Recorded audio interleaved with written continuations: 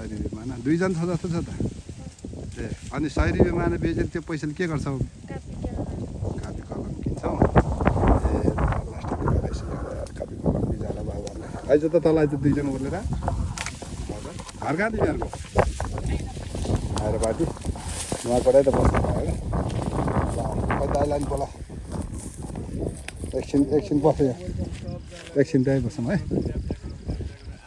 अब त्यो बाबुलाई पनि बोलाउन दाइ हो ए बाबु आऊ यता आऊ ल अब तिमीहरू जङ्गलतिर काफल टिप्दै नहिँड है बाघ भालु आउँछ ल यहाँ हेर त बाबु बाघ भालु आउँछ काफल टिप्दै नहिँड्नु ल ल ल तिमीहरूलाई कपी किन्नलाई मैले 500 रुपियाँ दिएँ है है काफल नटिप्ने ल ल बाबुको गाउँ घर जाने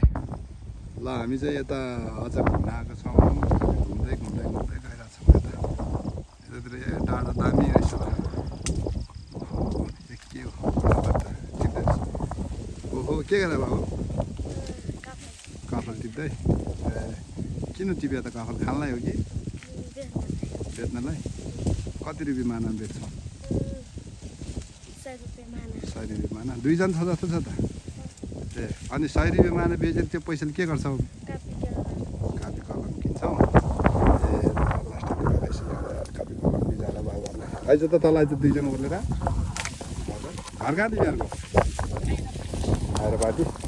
उहाँबाटै त बस्नु भयो होइन दाइलाई पनि बोला एकछिन बस्यो एकछिन त्यहीँ बसौँ है अब त्यो बाबुलाई पनि बोलाउन दाइ हो ए बाबु आऊ यता आऊ ल अब तिमीहरू जङ्गलतिर काफल टिप्दै नहिँड है बाघ भालु आउँछ ल यहाँ हेर त बाबु